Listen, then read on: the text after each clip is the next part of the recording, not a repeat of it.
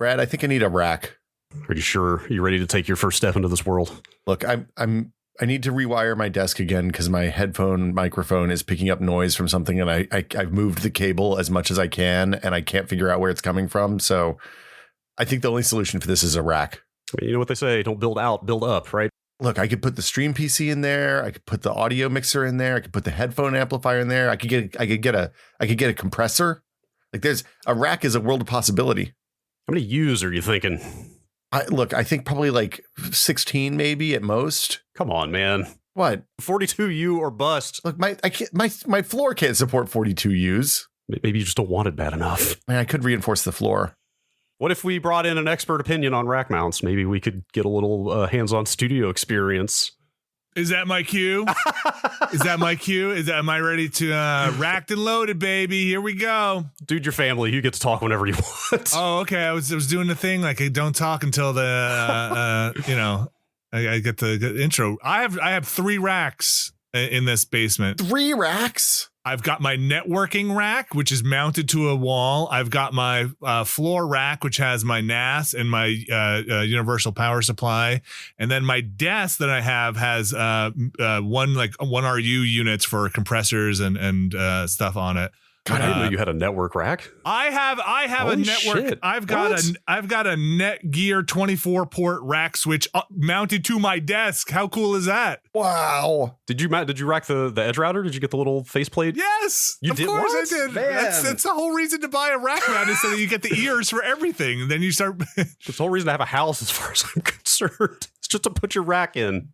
That edge router is like a quarter of the length of a width of a rack, and now it sits in an enclosure, a little hug of It's a so rack. ridiculous. It's so small. Of course, I racked it. Oh, that's incredible. I looked the other day at like laser cut plans to make a rack mount for like 4 pies. Like you can just build a platform that you screw them into, and then you have the wires coming out of the front on extenders. So you can have like 4 pies that are just all the ports are on the front. And I'm like, I've never wanted anything more than this. This looks really fun. Get your pie hole in there and your nut server in there and your The problem with having a rack, I'm gonna tell you, is you want to fill it. So like you want more rack, you'll be like, if you get yourself a 24 or you get yourself, one of the big monsters, you're going to be like, I need more rack servers. I don't know why, but I just need more computers to put. What else can I put in this rack? Cause it's too empty in here. You'll just want everything forever. I've never had more basement envy than talking to you, Vinny. Like living in California, a basement is an unattainable dream. And like just having like a room, like having that extra room seems really good. Well, let me help you out here for a second. If you say your toilet overflows, where does that water go in your house? Into the kitchen. Okay. Oh, is it upstairs? We only have 1 floor. Okay, so if the toilet overflows, where does it go when it seeps through the floor? Crawl space. So then it smells up the whole house. So imagine that stuff all falling into your basement where your server is, or on your head. I mean, that's just gravity, because there's nowhere else for it to go at that point. You're underneath the house now in the kids. Something happening up there. What's up? It's got real stinky in here real quick. I'm jealous of your 24 port switch, but I didn't think to ask how it smells. It's fine. You clean you can disinfect things. You clean it. It was you learn where everything is in the upstairs pretty quickly. Okay, this needs to move. This is underneath the sink. This is underneath the toilet. Didn't realize that, but here we go. Never put your rack under the toilet. No.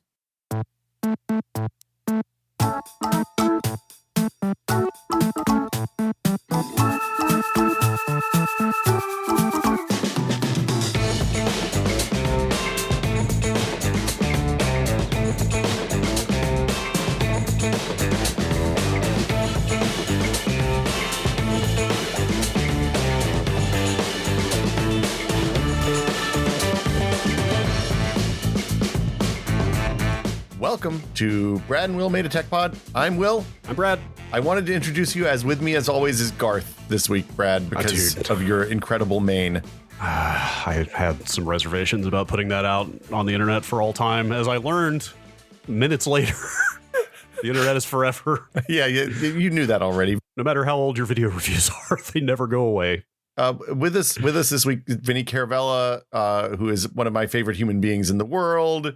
Mine too. Recently unemployed, it turns out. Hello, Vincenzo. Welcome. Yes, thank you, and thank you for the kind words. You guys are some of my favorites as well. It's just like doing this podcast here. It's only been a decade. It's been a long time. It's whether we're at home in offices in California, some things never change. Good people and good podcasting. Yeah, that's right. I mean, what are we like plus 18 hours from the last internet content that we produced together? No, if even that, probably not. Probably not. We are now jobless, and yet here we are.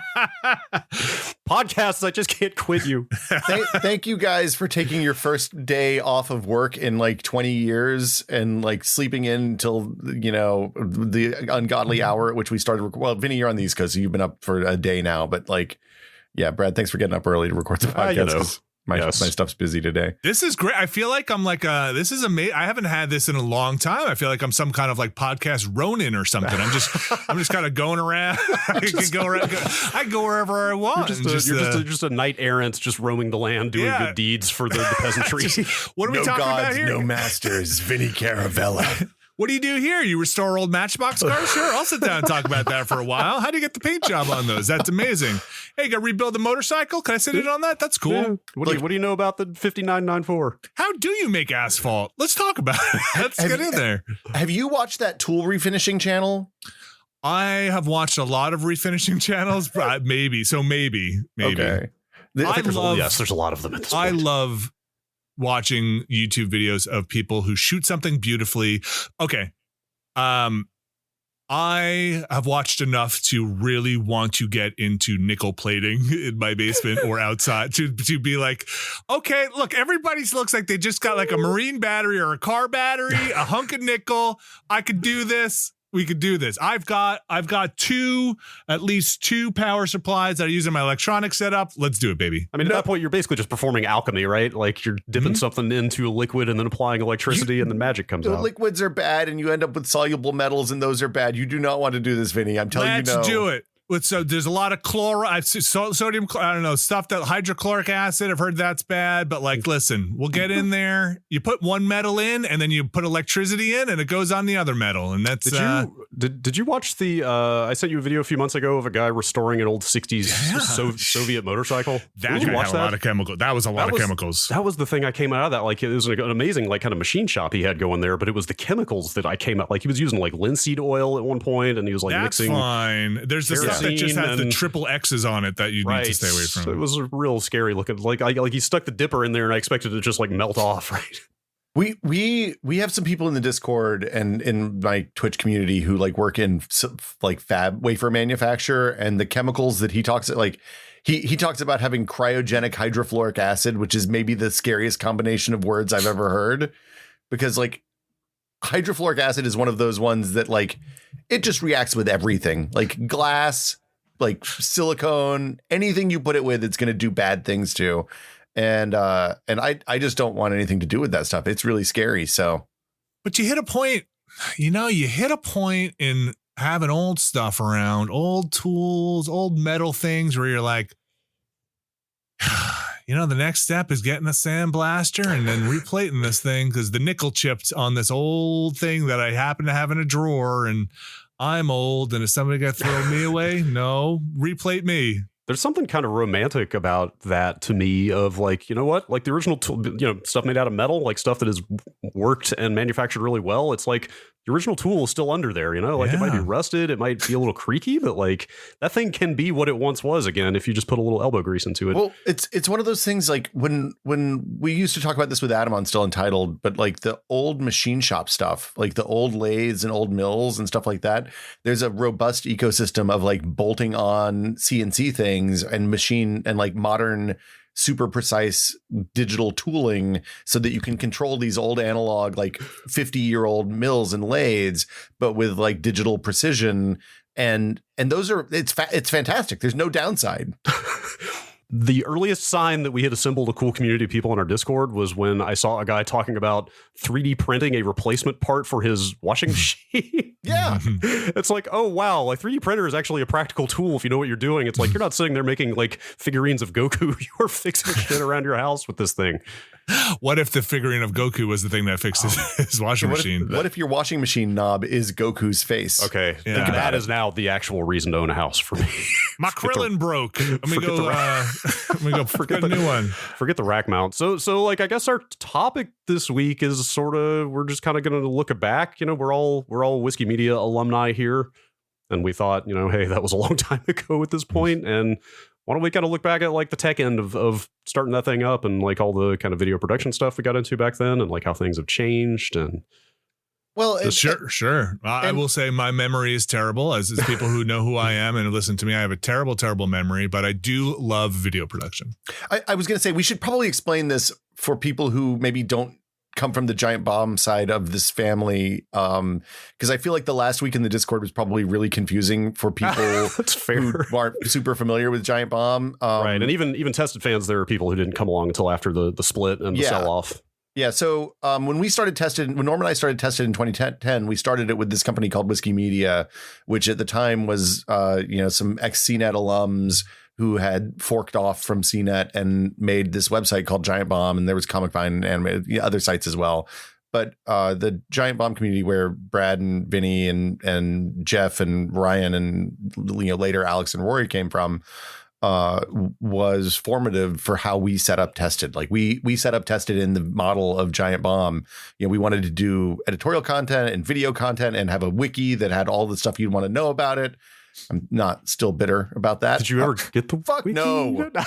I didn't think so. I'm sorry. Somebody made one on Wikia, and like that was the best we ever got. So look, we're not here to open old wounds. We're here to salve them, to patch them over. But I mean, the point of like our approach to video at Tested was directly shaped by what you guys did at Giant Bomb in terms of like, thinking about how you can make the most content that's good with the least people and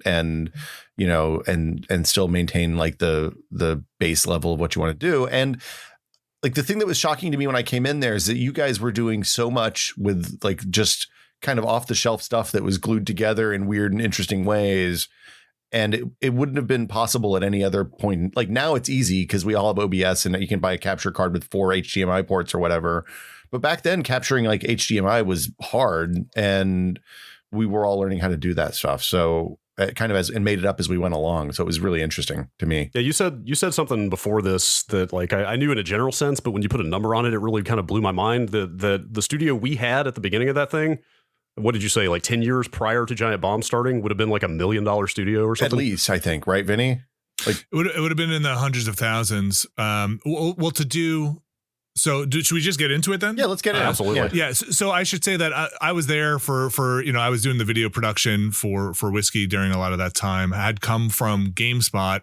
Before that, had done some production stuff, for TV, a little bit of independent stuff. So it's, I got my start logging tapes, right? As a kind of assistant editor. Somebody bring. What does that mean, Vinny? So that means that somebody comes back from a shoot and they give it, you're kind of low man on the totem pole and you watch the tape with either a pencil and paper or you do it in the program in Final Cut. And you like every 20 seconds, every whatever, you're like, person smiles. Kidding. That level of detail. Holy shit. Well, it depends what you're logging for, right? Like if you're wanting need reaction shots or whatever, or like Will talks about how he worked at Whiskey. 010 001 02. Brad then talks about, wow, is that really the level of detail? 05, that's, you log it down. And then so you can hand it off to somebody who's going to do an edit, right? And be like, I need a shot. I need to know where Will talks about this thing. So that's where I kind of got my start, and then went in from there. But talking about the studio, two very big things happened. The equipment just turned into computers. So all the equipment that you used, the video switcher was no longer hitting a button that made two contacts join to push the video into something else. It was software happening that a computer was running. And so all of the things, the 7 different things you needed to do, all got rolled up into a computer. And that also, if you're talking about smaller scale stuff, I'm sure in broadcast centers this is not the case, but that meant you then didn't need 5 people as well. I think for better or worse, because everyone who's used a computer knows that it crashes. You're running all this software. Like when a video switcher used to crash or lock up, you were kind of stuck with the signal open, right? They had fail safes on good ones, and they, these really expensive switchers that would be like, oh, okay, something locked up because it had this little LCD screen, and it would be like, it's frozen, but like you're still mechanically switching stuff. Now OBS locks up, forget it. You got to reboot or it crashes, the stream goes down. So that stuff, you used to have a video switcher. You used to, or at least in the GameSpot studio, even because that was built out as a kind of broadcast studio, a video switcher, somebody with another computer that cost thousands, tens of thousands of dollars doing overlay graphics. Somebody had another computer doing audio. Somebody had another, just a DVR doing video recording for the thing, making sure that's all going. And then there's another thing just doing the streaming. And eventually that all got rolled up into just a computer. One box. Yeah, one box where somebody was like, doing the audio. This was the last holdout I had. Was, I don't know if you remember, Brad, at Giant Bomb, it was Drew used to do the audio and one person would do the switching. It was the last holdout I had that was like, this is still a 2-person operation. One person has to listen to the audio and one person has to do the thing. But that's kind of the problem, right? Because like you can condense functionality into a box as much as you want, like doing more with less is great and all, like squeezing blood from a stone, but like you're still one person with only one attention span and like one capacity to multitask, right? Like at a certain point, you've probably got more functionality than you can keep up with realistically by yourself, right? The cognitive load is high. Right. Yes, that. Yes. Like you're, if you have a dedicated audio, it's always going to be better if you have a dedicated somebody, right? Even on the graphics front, even on titles, even on, I would still never want to do a professional production as a one-man show, and even on something like a TriCaster or like or in vMix. Like there's too much juggling while you're getting the title set up. Somebody is tapping their mic or doing something, or you have to mute a mic or change a shot, or like you need a camera op to go in there and change focus, or like go get it. There's a lot of people, and it changed. It was funny, Will, you said this earlier of like being able to do this from home. And I've always told people who ask for advice on this stuff, and my experience, people know tons more than me about the home streaming at this point, just chapters of books that I am missing. Yeah. But one person is easy. 2 people in the same room, exponentially harder. Like suddenly you have to split audio. You have to make sure mics aren't picking each other up. You have to worry about delay. You have to worry, hey, can the other person hear me? Maybe without hearing themselves. Like you have to worry about all this other, like putting your headphones on and hitting stream on your computer. Easy. Go for it. As soon as you have somebody else in the room, harder. Well, I tried to do a show last year, maybe earlier this year. Time is hazy. Where we were playing a board game, and I was trying to use NDI with Skype. Should be straightforward to pipe in everybody's headshots from Skype into OBS and then stream out this board game. And I could get it so that everybody could see everybody else and hear everybody else right. And I could get all that stuff onto the feed, but the lip sync on the audio and the video was never right for anybody but me. And I eventually just stopped doing it because I was like, I need in order to do this realistically, I need somebody operating the delays on OBS to kind of ride those delays as you're going. Otherwise, it's always going to be janky and out of sync. And it just wasn't worth doing. And you're right. It's like one person, no problem. 2 people even. Like when I sit down with my daughter and we play Spelunky or something and we're both plugged into the same audio mixer and we have the same audio feed, no problem. The moment she wants her own audio feed so she can hear the sounds from her game and I hear the sounds from my game, I'm hosed. There's nothing I can do to make that work. Yeah. So even at that point, though, you have an audio mixer. So you're like, even for 2, like you're already a step beyond the, person who just has a computer and is like, how do I stream? Right. And then going from how do I stream to having somebody sit next to me and sit next to me and join me on this thing is like, oh, okay, now I need some kind of headphone splitter. Do I go in for the audio mixer? Even doing this stuff through Skype is or whatever, Zoom, whatever people are doing. I think everybody got a little taste of it during a lockdown and stuff, where it's just like, you're muted, you're blowing out, are you using the right microphone? Is the camera on? So I feel like everybody got a little video production taste of just like, you're cutting out. No, you stay away from their mic. I can't hear you. It was like a whole second job for the first few months last year to just keep that end of it running on your own, right? Like I was spending hours a week crawling around under my desk, like sticking cables all over the place and dealing with audio mixing, and it was a lot. At the same time, like I loved watching like talk news, like Maddow and stuff, to watch them figure out how to do all this stuff that we'd been doing for years. Like it was so fun watching them figure out how to get how like I feel so bad for those production teams, because they had to get people who have no technical expertise whatsoever and teach them how to turn on, how to get decent audio out of AirPods, and how to like white balance their webcam so they don't look like they're on the surface of the sun or something. And it was really fun. Anyway, we should get into like, where you guys started. Like I remember when I started in like early 2010, and we were still in the Sausalito office. You guys were kind of isolated down in the basement, and I was a little afraid of you when we first came in, because I was like, what? Those guys, like I knew Brad and I'd like met Jeff, but Jeff was like this guy, and I didn't know you at all, Vinny, and you were scary because you were Italian, you were from New York, and you were very intimidating at that point. Like I would see you out when you were anyway, you were outside a lot. I kind of felt the same way about the upstairs, to be fair. I think it was all the glass up there just felt very cold and sterile, but also that's where all the business happened. It's like, I didn't want to know about any of that stuff. I still have my leather jacket, and I just kind of put my leather jacket on, and back when I had hair, it was a much more threatening look. It took San Francisco to mellow me out a little bit. Yeah, like it would be 85 degrees outside. You'd be sitting outside with a cup of coffee and your leather jacket on. It's like, man, he just does. He's so cool, like literally cool. And I put my hand out, and a yellow cab would just fly by. It's just like, wow, that's New York happening right there. Yeah, that first couple of years is when you taught me to drink coffee. I don't know that I would be a coffee drinker if it weren't for us taking that early commuter bus over the Golden Gate Bridge. Remember that crunchy granola market right around the corner from the office? They had soy milk, put soy milk in your coffee, and we went. I was not a coffee drinker until we were coming in early every day, and it was like, what else am I going to do at 9 o'clock here in the office? We're the only ones here except go get coffee with Vinny. Oh, right, because the commuter bus didn't run after like 8:30 or something, right? You had to be there. Bus. Like it was like 8:45, I think, was the last bus over the bridge. So that was the latest we could get into the office was like 9:10.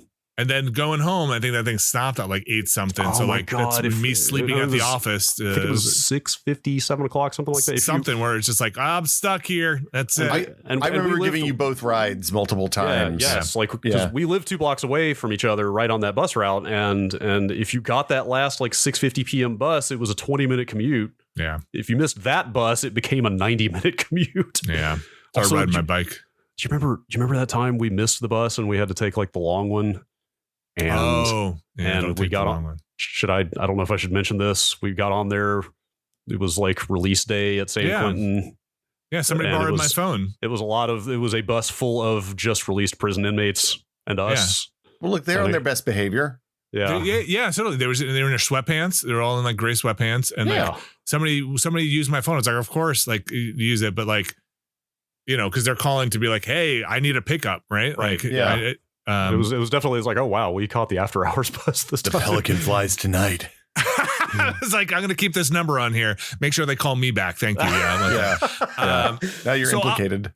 I'll say the thing that's it's kind of a segue from what we were just talking about into the early whiskey days is video game capture and streaming. I feel like has been kind of, and this is going to sound self-aggrandizing, but has been like tip of the spear on a lot of this stuff, because nobody else in their right mind was trying to do like 60 frames a second on anything, or low latency anything, or why do you need to stream live with low latency? Like nobody else is doing this.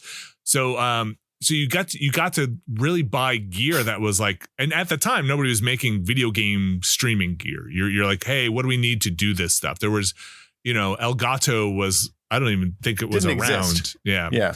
That stuff was, we wound up, when I came in, somebody had purchased some gear already for the studio, green screen, this Aja IO capture box for capturing games. It was none of this gear had been in GameSpot before. I think the Mac Pro was there already. I think the Mac Pro, one of those silver, tower Mac Pros. The cheese grater. And I think a Panasonic HVX camera, which used the P2 cards, which were incredibly expensive. Right, it was I forgot about those cards. Hundreds of dollars for like a gig. I forget what it was, but it was just like it was like 18 minutes we could pack on one of those or something ridiculous. Yeah, it was something ridiculous. They were crazy high resolution too, 720p. I always thought it was kind of hilarious and like maybe a little reckless is maybe mean, but like I always thought it was funny that they went out and bought all the gear before they had a video producer to actually like dictate what the gear should be. Well, they knew what they wanted to do. They wanted to shoot stuff on a green screen. They wanted to capture video games, and then we did. I think they had a lavalier or two as well, and it was a startup company, so it's just like, hey, we have some money. Let's go buy this stuff. And what do we need? And so I think it was like the business person at the time going into a Mac store and being like, what do I need to capture? Like, okay, you definitely need this. You for sure need this. And so coming in there, it was great. That stuff was great to use, but the technology at the time was, what was that, Brad? Like PS3 to PS4 era? Yeah, that was 2008. So the PS3 was like only a year and a half old at that time. Was like, that's pretty early in that generation, like pretty early on HDMI even, because remember the first model of the Xbox 360 did not even have HDMI out. It was component was the best you could get for HD. So like we were early days on even like realizing the horror of HDCP and stuff. Yeah, HDMI was new when you guys started, technologically new, and probably like I didn't have an HDMI TV until like 2012 probably, or 2011. Like, it was long. Did I get the timing around 2000? Yes, that's right. Yeah, it was about two and a half years from the 360, I think. Year and a half from the PS3. We were there, what, in like 2008? Yeah.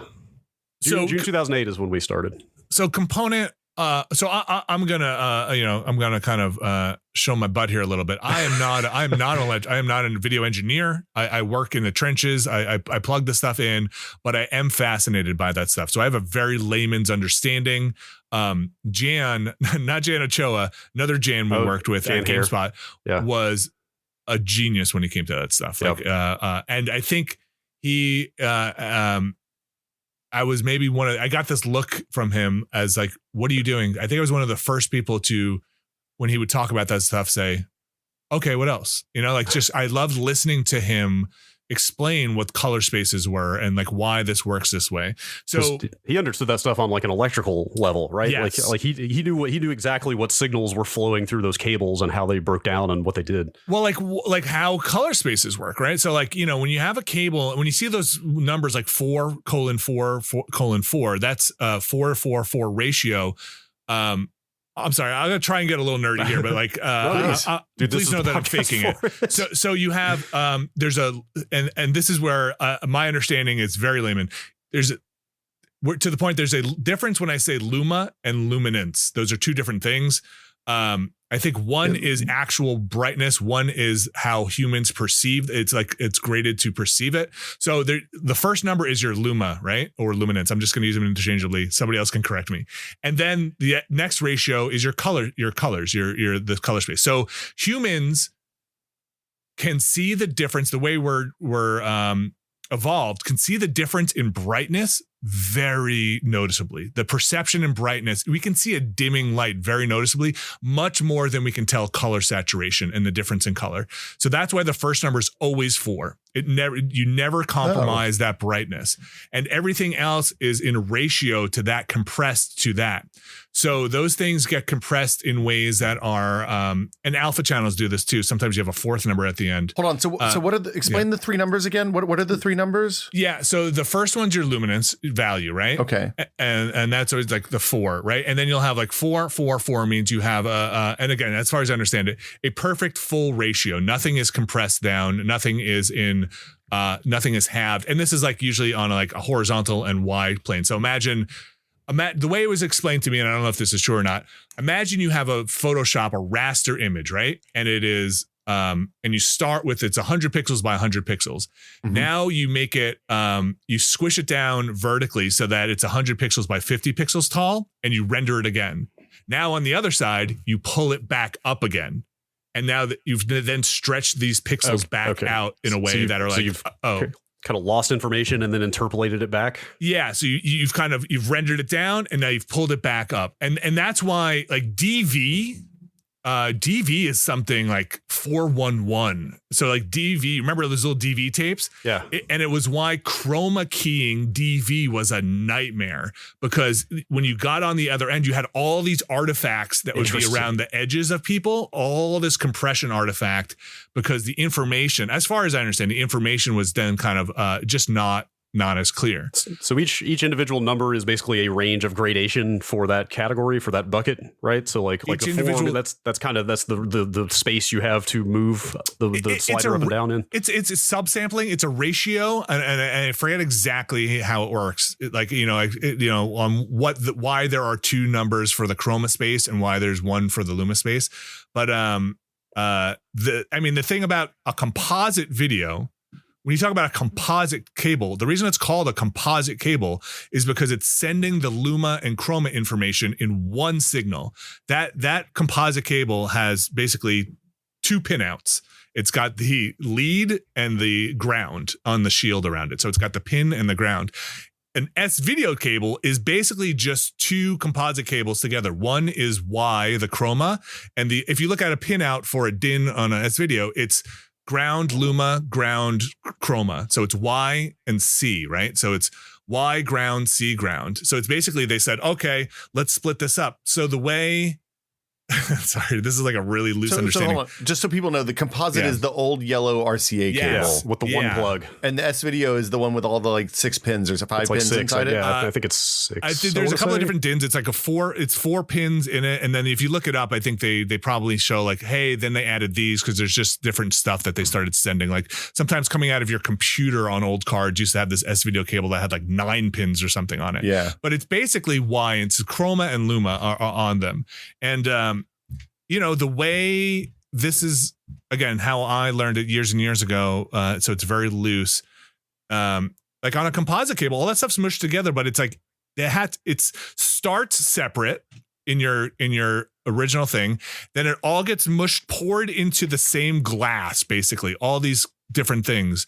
And then has to get teased back out on the other end. And they're all at different frequencies, right? So you're kind of filtering out these things back on the other end, and it looks like crap on a composite cable. So what if we can separate the luma and the chroma? Oh, we did it. Now we don't have to tease them back out again on the other side. So then you get to component, and it's literally what it says. Oh, what if we broke out each component on a cable? So on a component cable, that's the 3, that's the green, blue, and red, right? Yep. And that's usually on the back of something you might see Y, PB, and PR, right? I don't know if you guys have seen that on the back of things. Yeah. So Y is luma, and that's a black and white luma signal. PB is the blue. I think it's blue minus chroma, and PR is red minus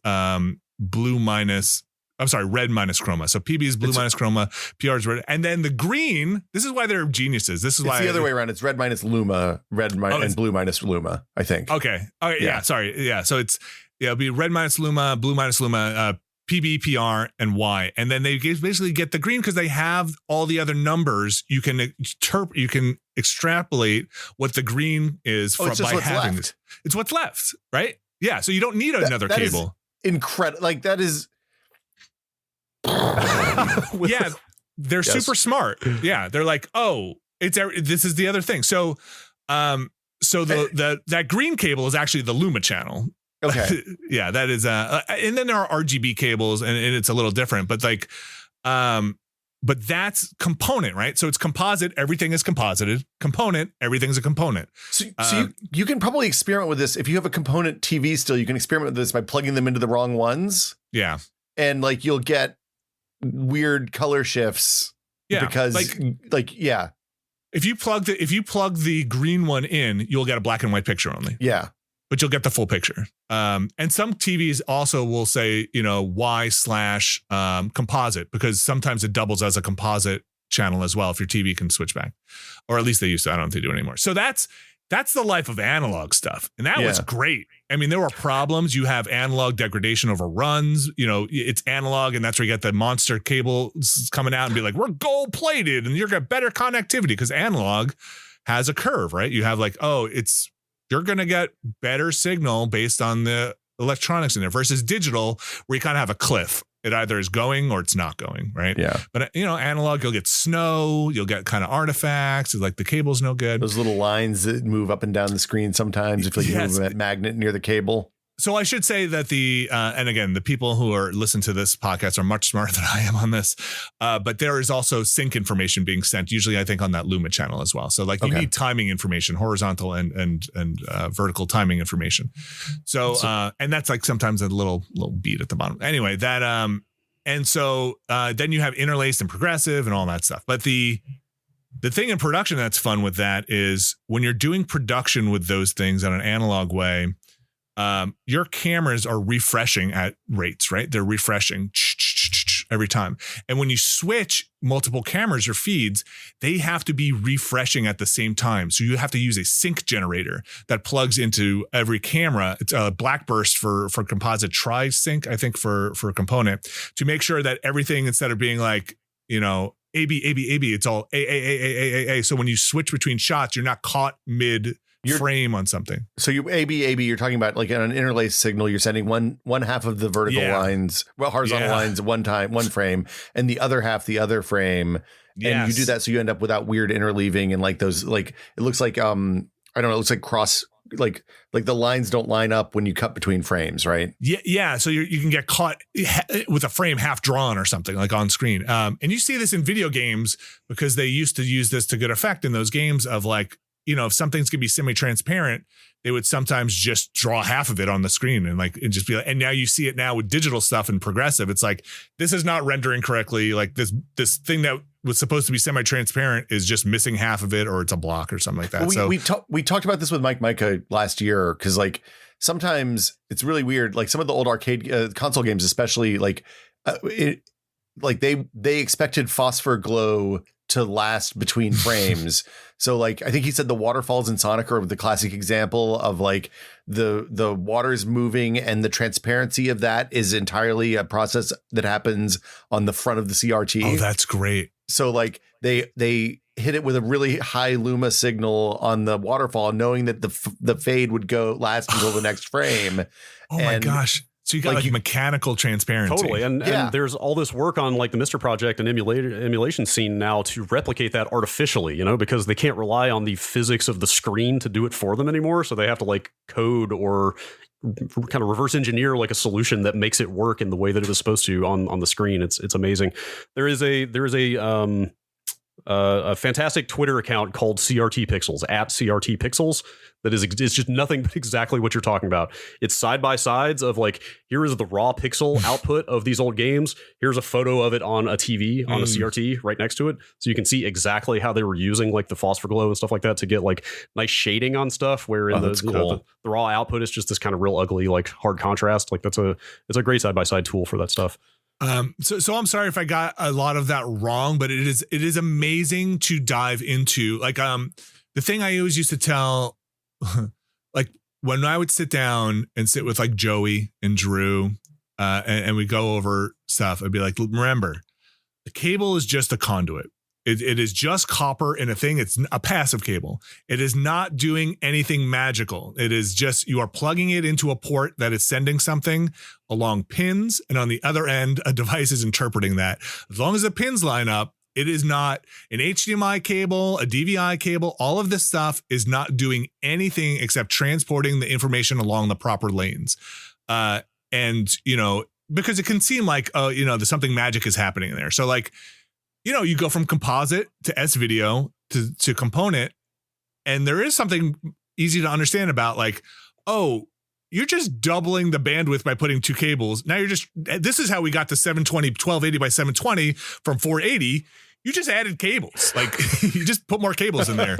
And then when you get to VGA, which is another analog format, you know, that stuff starts getting a little more complicated because they start doing weird device control stuff on some of the pins. Then you start getting into weird things. It's sometimes in VGA and stuff like that, right? So like if you look at pinouts on VGA, you know, it looks like, you know, VGA is a D sub. Is that the D-sub, the connector? You know, it's a little smaller, but there's a lot of pins in there.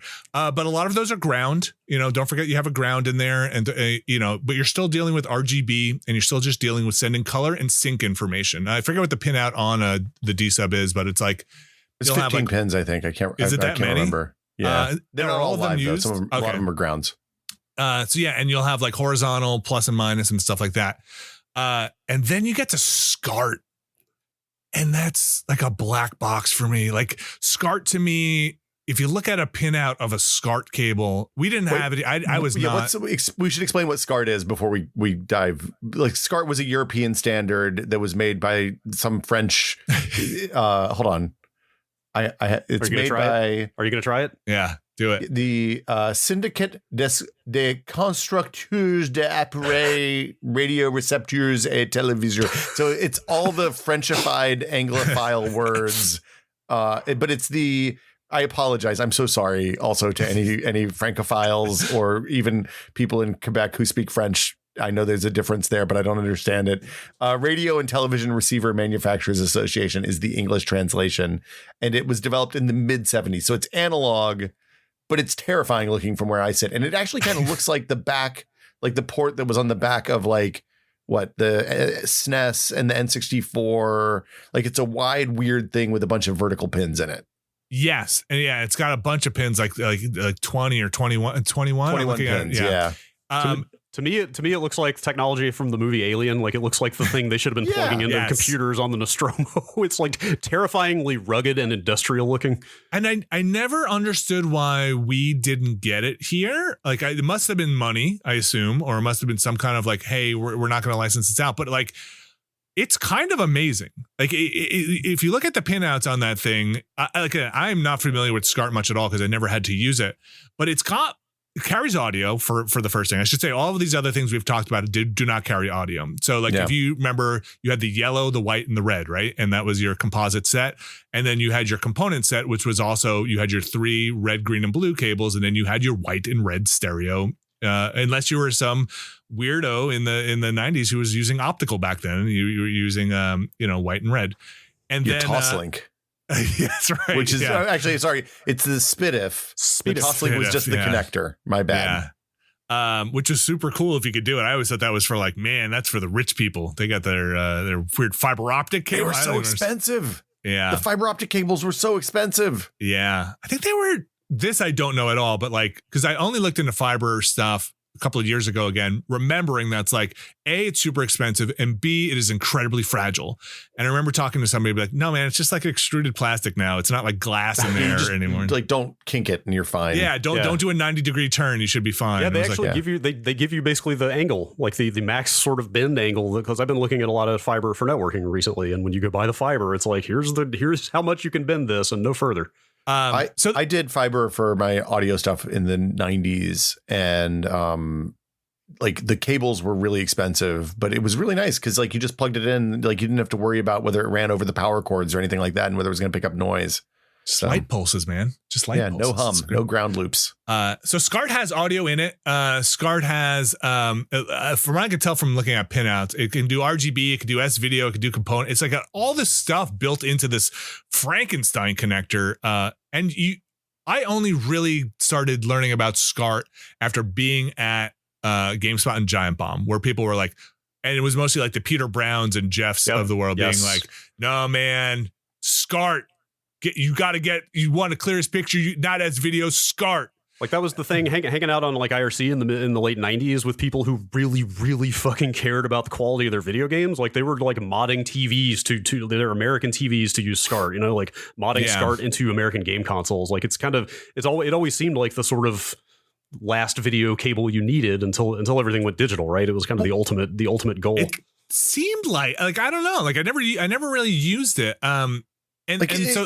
It had a pin that denoted what the aspect ratio of the signal was, so that you could say, like, remember the anamorphic squeeze when you had a 4x3 HD TV that you could then send the entire the entire signal down and just have the TV render the black bars and have all of the video in those, all the 480p's were used for video, no black bars.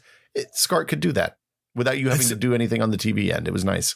So I don't know why we didn't get SCART. I assume, again, some kind of licensing thing. It probably cost 35 cents per TV to implement or something. But like all these things also we should say are like, hey, this is all like, you guys talk about this on here, like your consortiums, right? Like your different consortiums running the show. So I should say in this kind of analog world, this is all happening, and then also SDI is happening, which is serial digital interface, and that's a digital cable that was kind of used in the professional land. SDI is amazing. SDI, it's the best, right? SDI, I believe SDI to be the best. Now, so all of these other things, so composite S video component. Those are the types of signals. The cable, it's not the type of cable or the what do you call it? The interlock, the adapter. It's not the end of the cable, right? So like the terminal. It's not the terminal. Yeah. So that's different. You have like phono jacks. You have whatever you want on there. Whatever. Yeah. Banana plug if you want. Whatever you want on there. So the BNC, which pick what you want it to stand for. I always went with British Naval Connector because I thought that was fun. But I've heard all different things throughout the years. I'm like, that's not true. It's not really that. BNC is this bayonet style locking cam style thing. If you ever put IKEA furniture together, it's kind of like that cam they use in there where you turn the screwdriver and it locks on a peg. Almost died because of a BNC connector one time, Vinny. What? Because it pulled a piece of gear off? No, because somebody had a ground loop floating over a 10-base-2 network chain, and when I grabbed the BNC connector, it grounded me out, and I couldn't let go of it. Like my hand clamped around it. And it was that time. That time, I had to wrench my whole arm around to get the connector ripped off. It was bad. So that is one of the things you will see as a con of BNC, which when you look up like what's the pros and cons of HDMI, depending on your environment, HDMI will get yanked out of the console or whatever. BNC will pull it down on you. If you trip over that cable, that gear is coming down off the shelf. There's no Xbox style quick release on a BNC cable. It turns out the opposite. That person will fall, and that gear will come down. Something will give, and it's probably not the connector. It slides in and locks in. So those have been on as video cables, not the DIN ones. They have cables that are S video that will split into Y and C, and they have this bayonet style. Those have been on composite cables. I've seen them on component cables. I have a set of component BNC cables in my garage for an old monitor I used to have. So do I, actually. Yeah. So so SDI is one solid core pin surrounded by a shield. So it's got a ground and a pin, and carries all that information on it. It has a bandwidth like any other cable. Now there's HD SDI up to, I want to say they're up to 12 gigabit at HD SDI with something on the horizon. Carries like 16 channels of audio, a pretty full subsample. For a while it was 422, but I think they can cheat it into 444 now.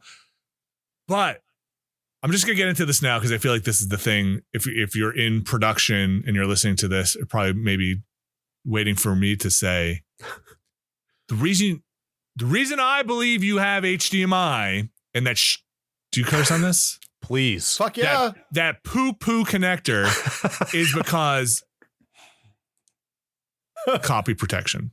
Yeah, of course. Because consumers and SDI, component, S-video, composite, those analog ones, and SDI, which is a digital one, do not carry any kind of handshaking between devices. It's one way. They do not transmit. There's no EDID. There's no there's no HDCP.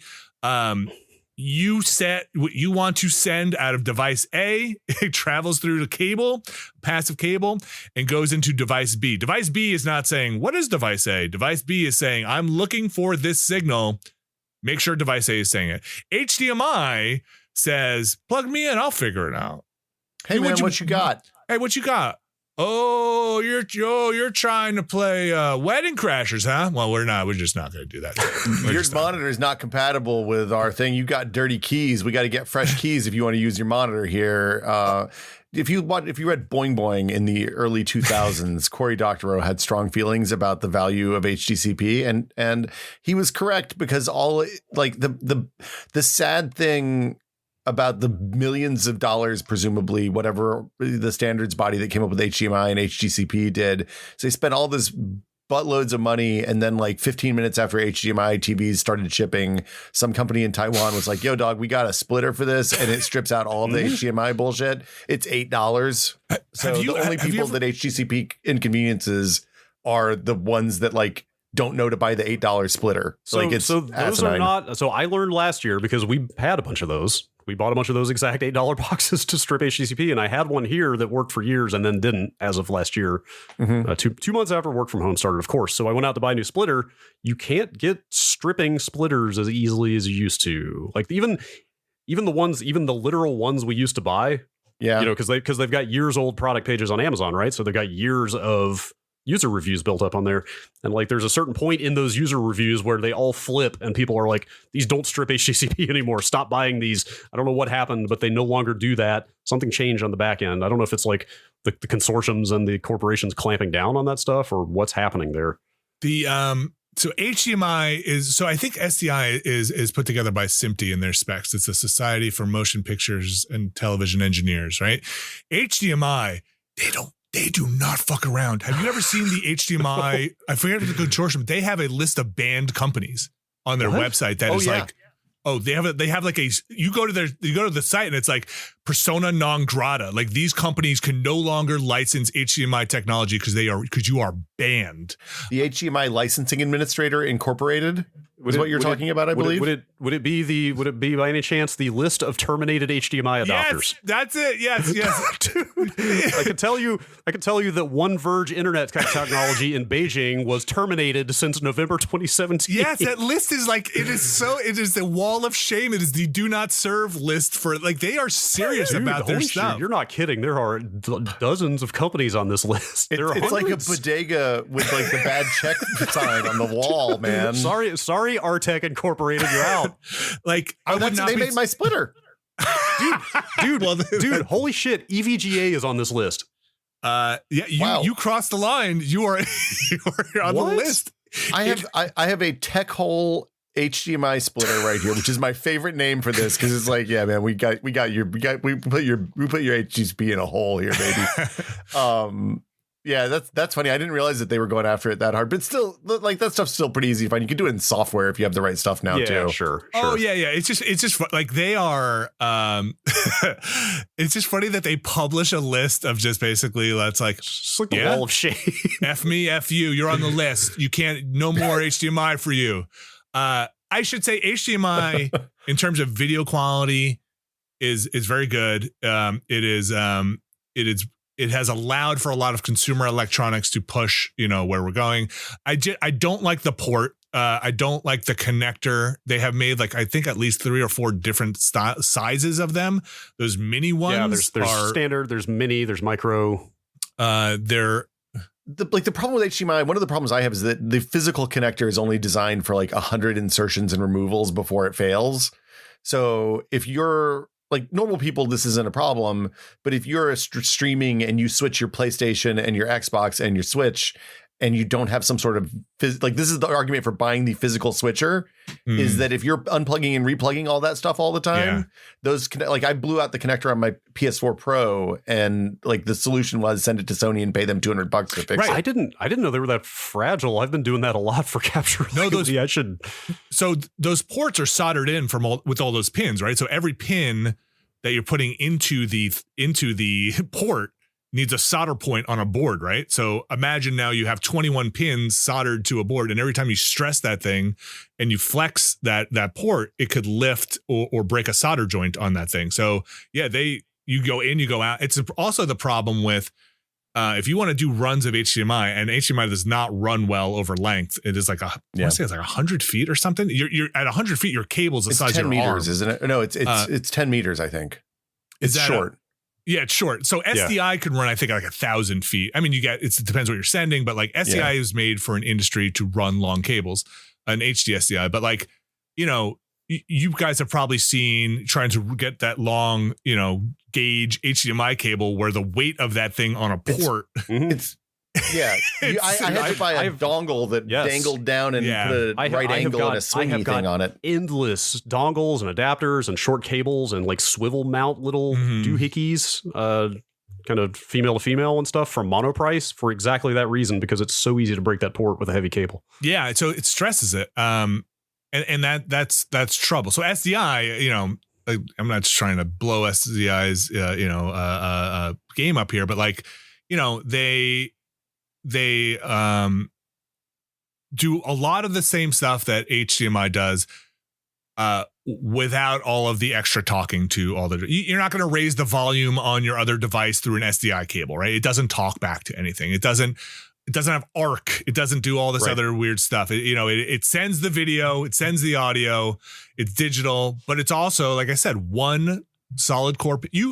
I have made so many SDI cables because you just buy coax and you buy it, you make it. We used to do it in the basement. We would have SDI cable making day, and you would be running 50 feet of cables down the length of the basement, and you'd I remember you taught Vinny and Drew and Joey and everybody down there how to do that one day. It was fun because it's just electricity, right? There's no microcontroller or logic in there. You're just sending a signal. Well, there's no logic in an HDMI cable. It's just 21 pins that have to be on tiny little copper wire that all have to be shielded from each other. That a robot can do, but you can't do, right? Like, the coax cable you're doing with SDI, I mean, I guess you could do it not solid core, but it's a solid core piece of copper in there that you put a little pin on, like a little nipple on it. You put a bayonet connector on it and you crimp it, and your cable's done.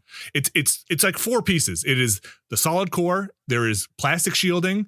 There is then the foil for the ground and shielding, and then the black wrap that's around it, and that's it. Like if I broke an HDMI cable, isn't there braided ground on SDI? Yeah, it's like this foily shield stuff, shielding on it. It's like that, like, and that tiny thin little stranded wire, and like that just needs to touch the coupler, it's like a sleeve on it. So like if you break an HDMI cable, throw it away. Like you break an SDI cable, just snip the end off and put a new terminal on the end. Like you can do it fairly easily. I don't know if you guys have ever broken headphone wire, but like even opening up headphone wire with that thin like angel hair copper that's in there. Like I've tried it a couple where you take the X-Acto knife and try and split the thing down, and there's like a piece of string in there, and then like and you're like, I just gotta throw this away. There's just nothing I can do. One of the hardest solder jobs I've ever done was the headphones I'm wearing right now. I accidentally bought some that didn't have ends on them. Like you can get it as like an XLR and a 1/4 inch, or like a the 4-pole like modern headphone adapter, whichever one you want. But I bought the naked one by accident that just had wires, and then had to buy the connectors. I was like, this is so, like, the headphone part of this is so delicate compared to anything I've ever soldered before. And it took like 3 or 4 tries to get it right. I ended up just buying the cables that have the right ends on them. Vinny, SDI sounds really good. Can I just get this on TVs soon? Is this like a thing I'm gonna be able to buy and put in my living room? I need a new TV. Sweet summer child. No, because what are you gonna plug into it? Like, so you can buy So this is where it is not passive. You can buy HDMI to SDI converters. They're not super duper expensive, but they're like $30 or whatever. I remember they were really reliable and convenient back in the day when we were in the basement at Whiskey. So you got to make sure that, you're not passing anything HDCP, because if you don't want to get on the bad boy list and strip that stuff out, Black Magic does not want to be on the bad boy list. So you cannot pass that stuff. You have to figure out a way to get rid of it ahead of time. But you can convert. Those are digital signals. HDMI and DVI use the same protocol for sending their signal. That's why you can have a passive HDMI to DVI adapter. It's passive. It's just they remap the pins. They get rid of a lot of the stuff that's just like, well, you're never going to use this on your DVI device. But they remap. Have you guys talked about the incredible world of DVI adapters here? Of DVI-I, DVI-A, DVI-D, dual link? Not a ton. We have touched on it, and the overall fragility of the DVI interface physical connector is one of my least. It is probably my least favorite plug of all time. Will's not a fan. The DisplayPort tops my list of shit connectors personally, but I just found out recently that there are analog and digital versions of DVI, which blew my mind because I thought the D stood for digital. It's the plus and the vertical tells you whether it's like. Let me tell you, reviewing video cards in the time of DVI gave me a deep and abiding hatred for DVI because the cables are always too fat, and all it takes is one slight fuck up to bend the pins to the point that like, well, that cable's in the trash. Let me go get another one out of the bin, and yeah. Anyway, you're taking like a tiny little tweezer to bend that one pin back. So the DVI analog, right, it has that cross, right? It's got that sliver thing, and there's 4 pins there, and it's just an RGB and sync pin that allows it to go to trans. That's all the analog stuff on that side. And then have you ever seen the one that looks like it has a gap tooth? It's just like you're missing something in the middle here.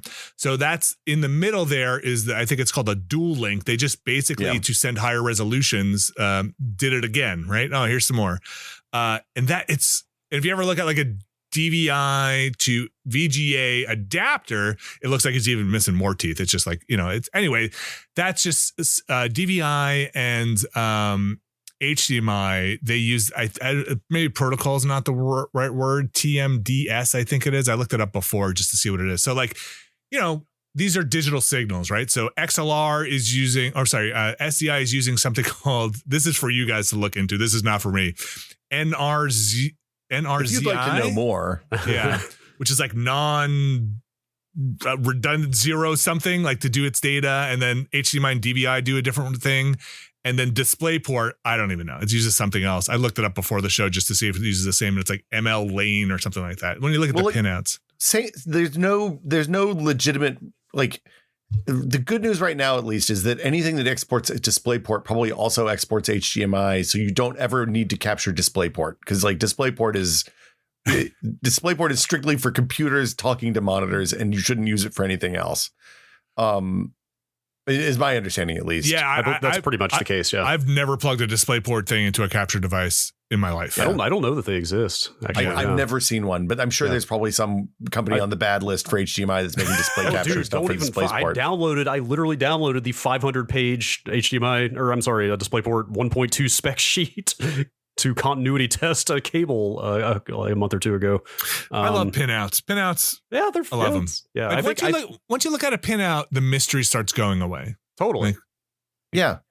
It really is just like, oh, this is silly. You're just doing a lead from this pin to this pin, and all you are is a silly little cable. You're just a highway transmitting this data. And as long as this one winds up from in New York to Albuquerque, this one winds up from Philadelphia to this, then we're gonna be fine. As soon as you wind up from Albuquerque to Philadelphia is where the smoke comes out of the machine. For better or worse, I think HDMI 2.1 is going to be the thing from now until eternity, or at least until there are 16K screens. Because I think it does like 8K 60 or something. I think point is we are stuck with HDMI for a while. HDMI, like I said, I think it brought consumer electronics. Like they're short runs. They're supposed to be short things that go from your set top box to your TV. That's it. Yeah. They plug it in. Don't move it ever. You're not unplugging this thing 100 times. We're the only fools who have 27 devices on our coffee table or our thing that have to be like, my TV has 4. I've got this NES Mini. I've got my PS3, my PS4, my PS5. I need a thing. I need this switcher now that needs to make sure it takes HDCP, does 4K, has the right color space, is not limited, is doing full, like will carry this, HDMI has problems because it's supposed to be consumer friendly. And when you reach a point where you're like, I just want to tell you what to do. And that's a problem. Brad, the solution to your, hey, I shouldn't be plugging in and unplugging my PS4 all the time is to just have one cable for each device that always stays plugged into the expensive thing and then unplug and replug the cheap end. So like I have my tech hole that strips HDCP and splits out for monitor and capture card I always unplug at that end. So I always unplug on the input of that. And then like there's a cable from the Switch dock. There's a cable from the PS4. There's a cable from the Mister, and those don't get unplugged. Because I've probably plugged and unplugged my PS5 HDMI like 24 times already since I got it. And I feel I've like burned a quarter of my budget already. That thing's going to die. This has made me realize I've got an unused splitter just sitting here that is going in that chain like right after this. Yeah. So. I have for work when I'm playing a game, I will not move the PS4. I will use a PS4, my old PS4, which is by my capture thing, until I have to bring the PS5 down. Like if I'm playing a thing for work or what I used to work, just to avoid having to unplug it because I hate unplugging stuff because I like to think I like neat cable management, and you can never do neat cable management if you're ever unplugging stuff. Like that is the bane of cable management.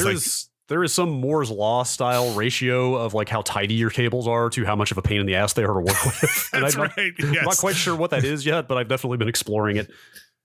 So if we went back to whiskey, that was us trying to, if we go back there, working in the analog field for a long time, and we crossed over into the digital realm with HDMI stuff. And it was a headache. It was going from component. I was a holdout on component for a long time because did that happen at Giant Bomb? Like I was trying to remember. Yeah. Like were we capturing mostly component for the first? Yeah.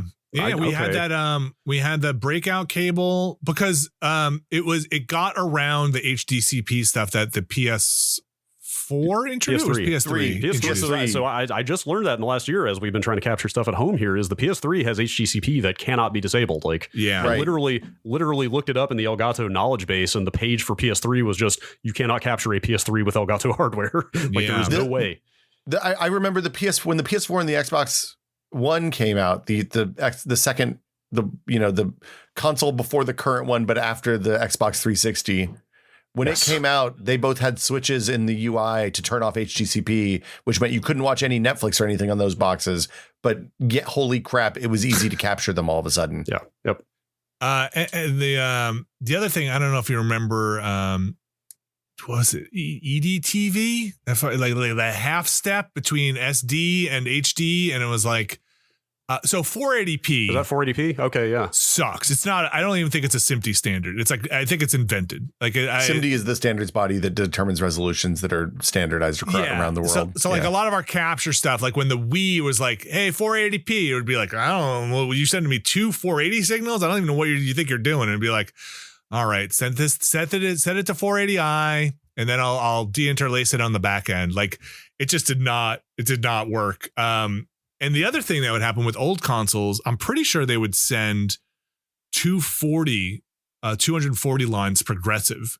So that's what the NES does. The NES does. Yeah. Yeah. And like nobody likes that. No capture gear likes that. So you had to run it through like basically the trick used to be put it into your camcorder and then take the video out of your camcorder because that would turn it back into a 480i signal.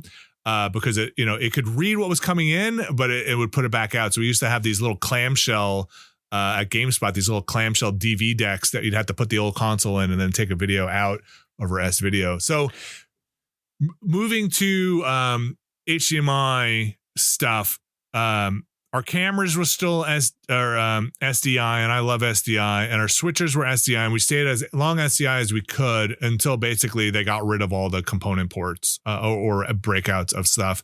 And eventually the signal is clear. I mean, HDMI a digital signal is going to be clearer coming out of that console than an analog signal. So it was better. You can't, you know what? Eventually, you can't fight progress forever, even when it's backwards progress. But in a production environment, you want your audio separated from your video. Like you want that audio going into your mixer, and you want your audio mixer. You want your video going into your video mixer. HDMI carries it all, and it's a digital signal. So now you have to strip that audio back out if you want to get it into your analog audio mixer. And to this day, I have not seen a thing that a mixer that will take an HDMI signal, give you the audio, and then pass back through the HDMI to continue on its journey to your video mixer. You know what I'm saying? Like basically HDMI ports on your audio mixer to say, hey, if you can plug in your PS4 to this audio mixer and then pass it back through, and it's just a bridged connection that's no latency, so I can take the audio out. And I don't know if that's because it's part of a spec of separating out the audio or what, but like they don't want to be on the bad list. Yeah, you don't want to be on the bad boy list. That's it. But maybe they do have them. I looked for cards even for mixers because they would sell like basically the equivalent of like PCIe cards you could put into mixers of like, hey, you can plug this Ethernet in or digital or that stuff. You know, I mean, there is digital audio. Yeah, it's HDMI for production, pain in the booty. It's really funny because like in the 10 years that I've been doing this, or 11 years that I've been doing this now, I remember I went to CES one year, or NAB, and asked about like capturing old console hardware.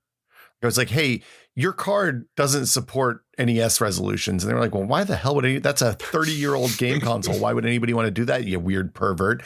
And now it's like, you know, there's people who spend their entire productive adult careers capturing and playing old NES games. It's a cottage industry. Like that new RetroTink 5X just came out, and people are like losing their minds over it because it's a fantastic they sold out in like 8 minutes. Yeah, totally. I remember talking to NewTek and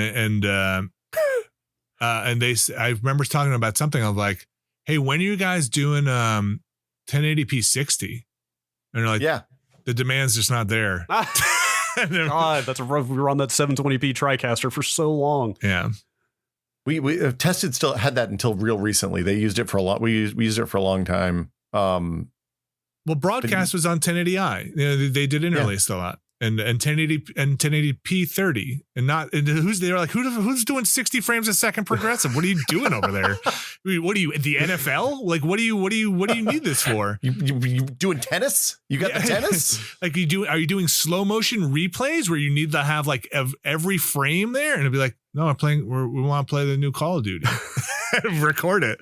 It doesn't look right. It doesn't look right. Dude, you remember the drubbing we took from people for years for not moving up to 1080-60 because they were looking at the consumer hardware that was coming out. You know, like Elgato got to 1080p 60 before NewTek did. Yeah, like way before, right? Before like Blackmagic did. Like right. And people just could not understand. Like there's consumer hardware on the market that does this, but we're not using consumer hardware in this elaborate studio. We need like broadcast stuff in here. Can we talk for a second? This is one of my favorite things, and I apologize for the background noise. My neighbors are doing construction today, so there's like weird compressor noise occasionally.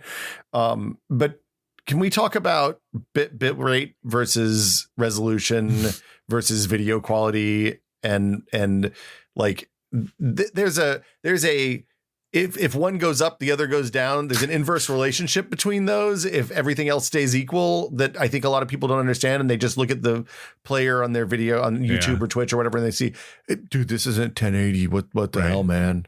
Right. So you can have a 4K stream at a garbage bit rate, and it'll just look like 4 blocks moving around on a screen, right? Even though the resolution, the size of the frame is fine, the pixels should be there, but the bit rate's terrible. So the information, if the bit rate is low enough, it'll just be macro block to hell, and it's like worthless to have the bit rate is basically just a budget, right? It's a data budget. It's how much information per like unit of time that you can pack in to give detail to the frames, right? Well, yeah. So okay, so there's resolution, there's bit rate.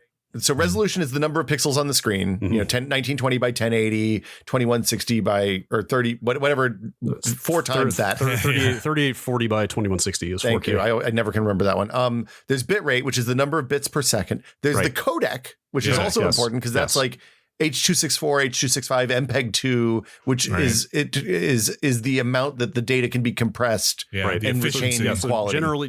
So generally newer codecs, you will get better visual quality, like perceptive quality at the same bitrate number because But they're that more comes efficient. at an expense of computation per second on both the sending and receiving ends. Right. On the packing and unpacking. Yeah.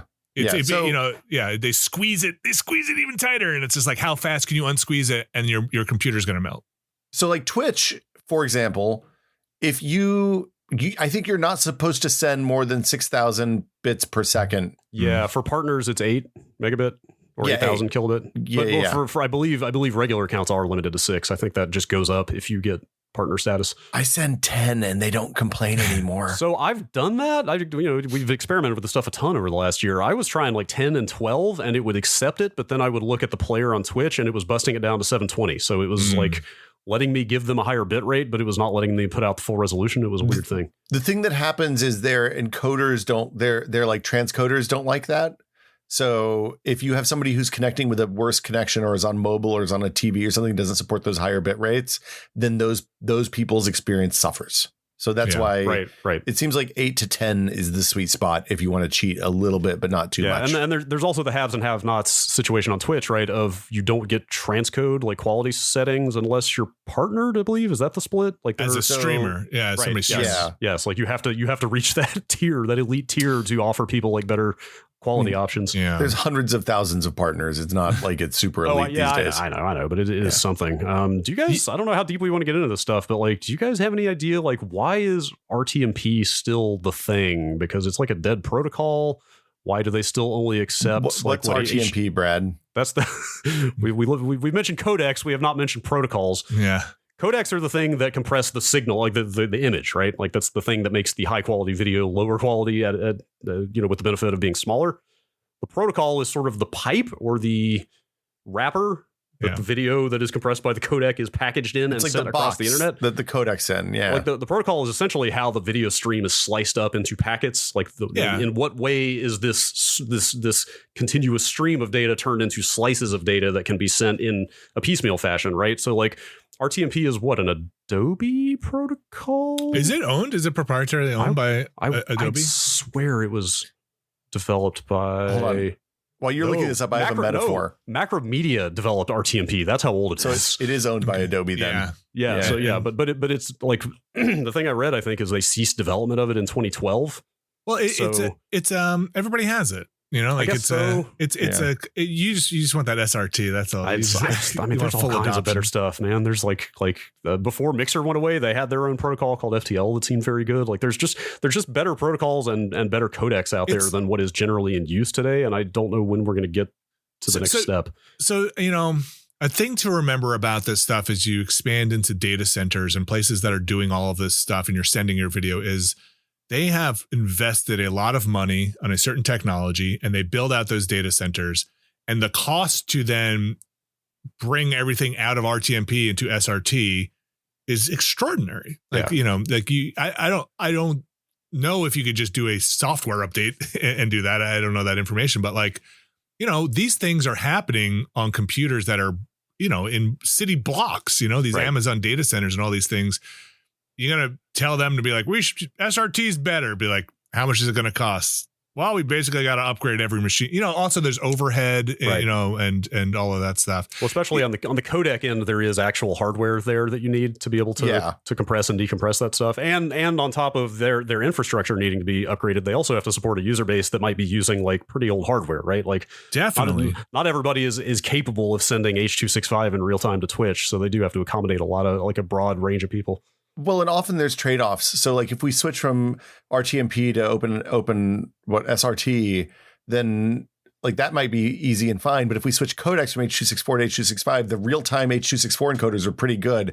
I have no idea what the status of real-time H.265 encoders is. So you might go from like having, 30 milliseconds of latency or 300 milliseconds of latency from like stream to Twitch to having 3 milliseconds of 3 seconds of latency or something. The modern NVIDIA cards with NVEnc support do H.265 very well, but that is to my point that a lot of people, especially right now, nobody can buy those damn things. Like, well, that's just I think that's just RTX cards that support H.265. I think the Turing, the 2000 and up. But that's the point, though. Like, a lot of people don't have those cards, so they don't have that capability. So I guess I get why they don't make the investment to support that stuff yet. But like, which you can't lag behind too much. Like as you get into 4K and more people, or there's an expanding ceiling, right? But the floor stays the same. So you have to serve everybody, right? Yeah. And that's where like HLS streams come in, which are basically like, hey, we'll auto detect what your bandwidth is here, and we'll try and serve you the appropriate version of the stream. We'll bust it down.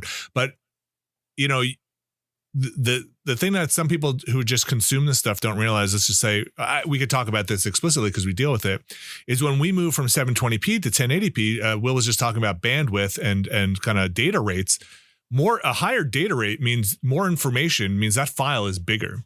You've just increased your storage, your computational overhead, and the amount you have to crunch, like you just said, Will, like on making that thing low latency before you can spit it out the door. You can't send videos coming out uncompressed. You then have to put it into a compressed format to send it to the internet. So you got to take something big, make it small, get it out there. And then the other side has to say, all right, what am I doing with it? And all of that takes more time with more data. But as people are like, I want 4K, you now have a bigger picture frame.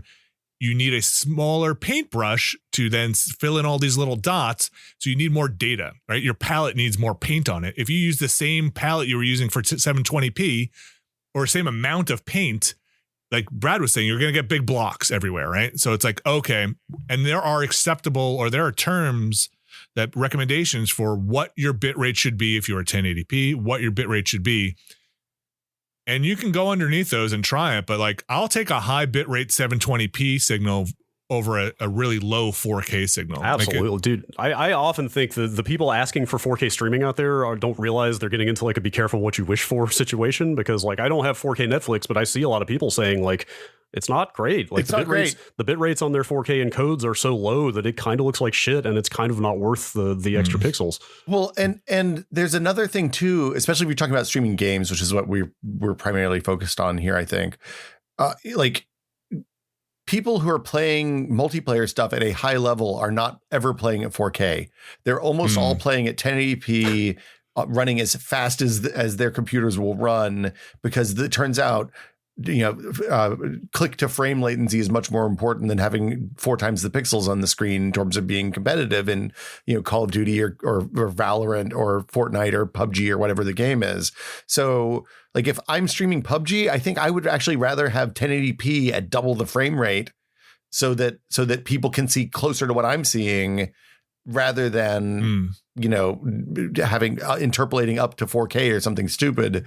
And them then getting 4 times the pixels, but also like 8 times the noise, because you're trying to do more data in that same pipe. I really feel like 1080p 60 is such a sweet spot of quality and kind of now bandwidth requirements that like I could almost see us getting through most of this generation with that still being the standard for streaming, right? Like I don't know when or if 4K is going to be the default on things like Twitch and YouTube.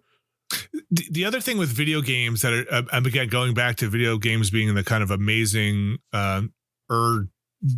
source of all this technology, is like nothing is as ridiculously dumb as video games on a compressor. You have things on the screen that are static and never change. You have HUD items. Then you have somebody looking at a thing, and then a split second later is whip panning the camera around and then stops again and is like, okay, now I'm looking. Oh no, I got whip pan back this way. Oh, explosion went. Like, it's like having a movie just be a first person running scene the entire time with somebody once in a while stopping, having like HUD element. Like the compressor freaks out. What a compressor ideally wants to do is be like, I'm going to look a couple of frames ahead. I'm going to set a marker here. It looks like you're all cool. I think we have everything on. This is what we're going to work with for the next couple of frames, because how fast is this going to change, right? And you have things like B frames, I frames, P frames that are just like, I'm going to take the average here because, I'm a smart compressor. And in a video game, one frame to the next is a completely different set of pixels. It's unfair Well, but I'm sorry. I was going to play. We ran out of time yesterday because we watched a bunch of old videos, which turned out to be the best thing we could have done. That was awesome. I was going to play. I was going to go for that Geometry Wars achievement that still eludes me one more time. And I was excited to play Geometry Wars, but I was most excited about throwing that fucking game at the video compressor one more time. Because that thing is, Geometry Wars is like the Widowmaker of video compressors. Oh God, it's a nightmare. I mean, but so to Vinny's point that like the compressors can't predict what's going to come next in the frames. The weird thing is that the video cards and the renderers in the games are actually doing that work. So like, you know, one of the ways that like temporal AA and like the look ahead prediction works on stuff like VR is that you actually, the game is setting up all the potential, like the view frustum that the game is considering is way larger than what it actually renders, because it has all the other stuff ready in case the player does turn, you know, does a quick 180 flip. So like that information is somewhere inside the computer, but getting it from the computer to the video pipeline, there's no technology for that right now. And I guarantee you that there are people at NVIDIA and AMD thinking about that and how to integrate that stuff with OBS so that like right now, if you're a professional streamer, you probably are doing a 2 PC setup right now because you want to offload the thinking work. You want to offload the CPU work and the compression work to another machine. But I would not be surprised if in the future OBS starts talking really closely with the video driver so that you can have more of that here's what the compressor should expect in the pipeline at some point in the future. But the hard part though is like the human is the wild card in that, right? Like the renderer can put all the buildings there and like off screen and say like, hey, okay, this NPC, this character, but the compressor doesn't know if you're going to be looking at the bottom of somebody's shoe or at the top window. So what pixels are going to be there. I mean, we probably all stream enough that it's like you set that thing down to like keyframe every 2 frames, right? You're like, hey, compressor, you need to just put in a hard reevaluate everything every 2 frames. And like when you're doing a talking head interview, you could keyframe that thing like 30 seconds and that person is not moving. I mean, you've probably all seen weird that like compression artifact where like somebody stands still too long and then they move and you get that ghost image. Yes. It's like they sort of smear. Yeah. It's because, you know, the compressor was like too late catching up. It was like, slow down. Poor compressors on games. It's race car games. We always used to racing games. When we capture those, we put the bit rate up and put everything up because of the constantly blur on everything would just get chewed up with and particle effects games like that. I'd go into I'd usually capture with a different codec because I'd be like, okay, no kidding. Yeah, because this is like I want like ProRes 444 on this. I can't use like a H.264 compression on this one. It's going to get too chewed up. I need to start with the highest source material and then bust it down later. But because of that used to happen also on 3DS captures because the text was so small on that bottom screen, it would get chewed up in the compression. Oh, wow. Yeah. Well, and then the other weird thing is that also our brains adapt to the compressors over time. So like if you go back and watch MPEG 2 video now, it looks really blocky and weird because of the way the psychovisual, because that stuff is all tuned. It's like, you know, MP3s are psychoacoustic, right? They take out the stuff that most people can't hear, and that's how they reduce that file size. The MPEG 2 through H.264 and H.265 and all the stuff that's coming down the pipe does the same thing. Like they're trying to take out the things that we don't notice by focusing on the parts of the frame that you're more likely to be looking at and stuff like that. And their strategies for it have evolved dramatically so that like there used to be, you don't used to see a lot of like dithering and stuff on MPEG 2 video. We don't see that anymore. And when you go back and watch an old DVD, it really jumps out now. And the same thing's going to happen with MPEG 4 with the way the blocking happens and the weird edge noise and like Vinny's moving around on our screen right now. And like there's this, it's like a glitch effect where he's moving and his hat is having trouble with the luminance of the video because it's black and black and black and black and black. And like eventually our brains just don't see that anymore. And so going back and watching old compressed digital stuff, it's weird. And we're going to have this happen for the rest of eternity. It seems. Yeah. And that's the crazy thing to think about how long ago we started that site. You know, I downloaded a couple of videos from the first couple of years in the basement this past week, just out of nostalgia, and they're 360p. Like they are 640 by 360. Like that's the biggest size we have because that's what we captured and compressed. That was the pipeline back then. Like it's just how far we've come. And there's all the weird, like I remember I started right around the time you guys started doing TNT at the very in the basement still, and we didn't have a video switcher then. And I remember you had to when you switched from like whoever was sitting on the couch introducing the show to capturing the footage, you literally unplugged and replugged the component box, so that and there was always like AV sync drift at that point, right? Yes. So like you when you came, I remember you came up and you talked to the business guys upstairs, and you were like, we got to spend an insane amount of money, $25,000 on this TriCaster, and they were like, well, what the hell does this thing do? We don't need to switch cameras. You just do video games. And they're like, look, we're going to be able to not have it drift sync over the 3 hours that we do these ridiculously long shows. And they're like, oh yeah, okay, that's worth 25. Those capture things did not like you yanking out a cable and then plugging it back in. They were, there's timing happening there, right? They're sending timing signals, and like it was definitely not happy. When we got that, we rented one for the big live show, the TriCaster. Because we had ordered and it wasn't available. Like you ordered it and it didn't get here in time. Yeah. Yeah. And then like, I remember Tom from, not Geelers. Who were it wasn't Snader, was it? Yeah. Snader. Yeah. That's who you were working with. Tom, had to like go to Vegas and get a floor model, and it came in this like bulletproof case, and like, it came in hot, and it was like, what a mess. That's when I broke my eye. That's when like, it was just like a mess of things. I'm like so stressed out. And, we had to like figure it all out and get that thing going. And it was great and weird, but man, that was a very stressful point in our production career. I remember Tatum came in and was like, hey man, we want to do this 8-hour live show. And we're like, are you fucking out of your mind? And then we figured it out, and it worked, and it was really good, and people loved it. And it was like a different thing that I had never seen on the internet before. So that was really cool.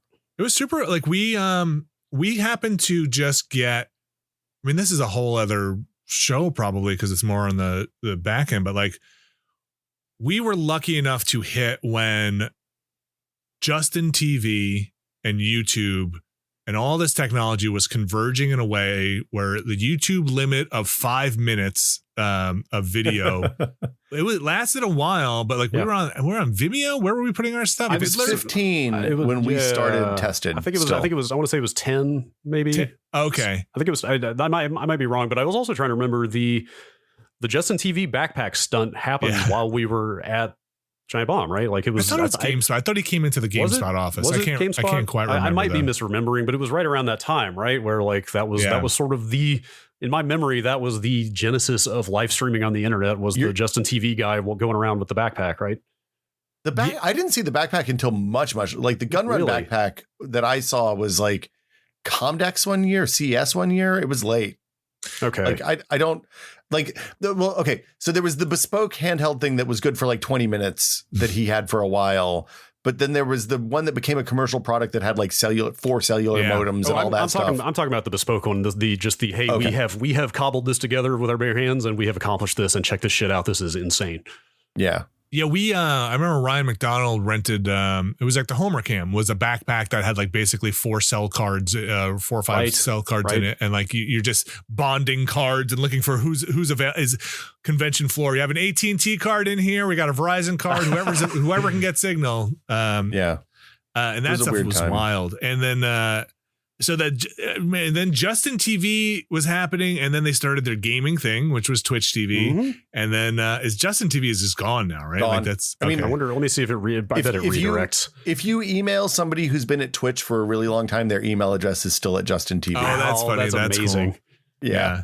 I mean, Justin TV's not going anywhere for me. I don't know if did they shut that down? I mean, the emails still work. But, I assumed it would redirect to Twitch, but it doesn't. So that was all happening, and that was amazing that it was happening at the same time. At some point, not now, maybe as a Patreon episode or something, we'll bring you back, Vinny, and talk about some of the the weekly live shows, because that to me was like that was the trial through fire that made us all men. Yes.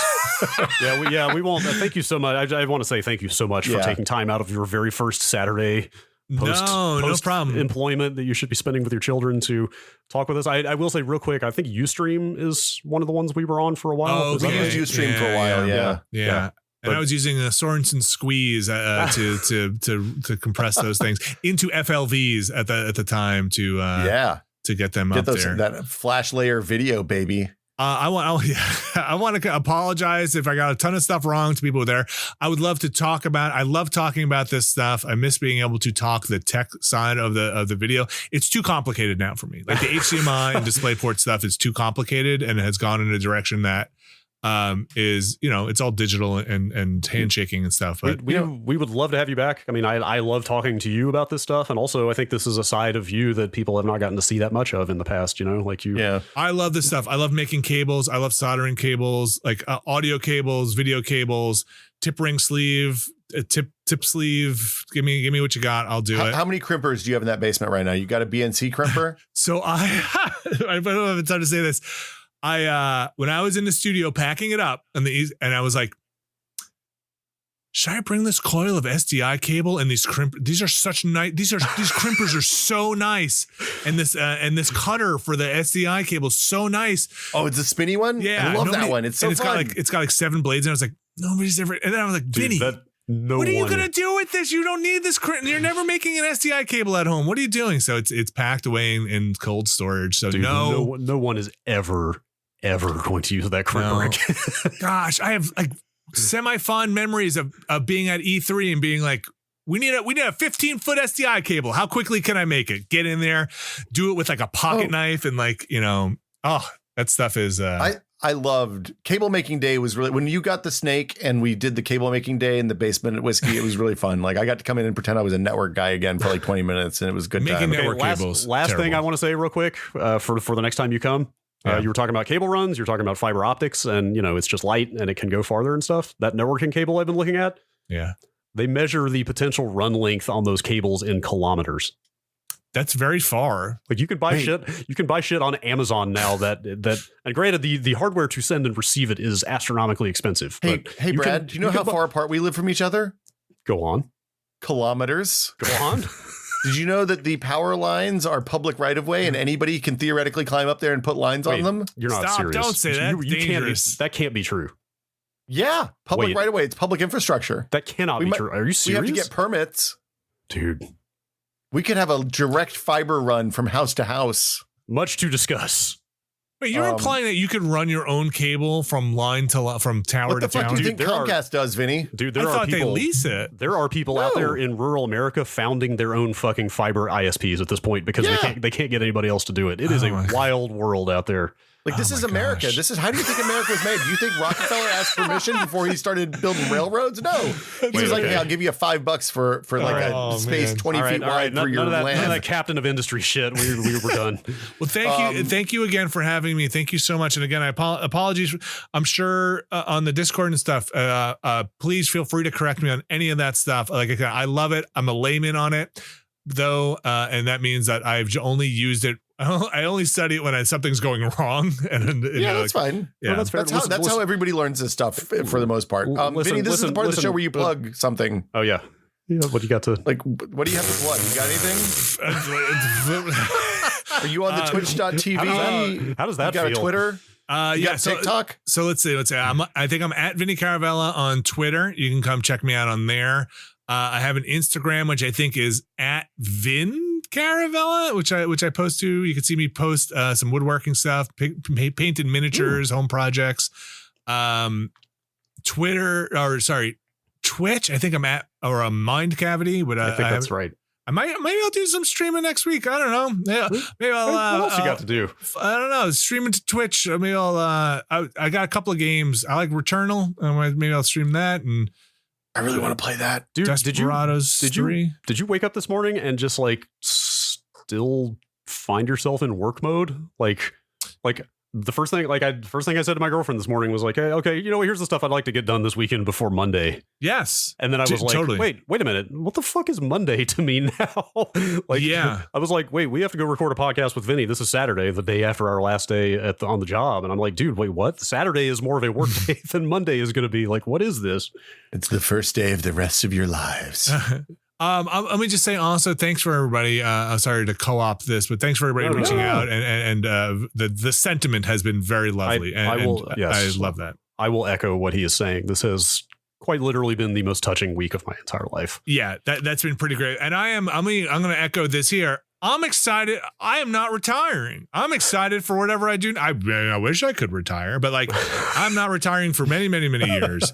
And I'm excited for whatever comes next and whatever that is. And thanks for people who have been so supportive and wishing me the best and excited with me as well. I'm sure, Brad, you share that same sentiment. Absolutely.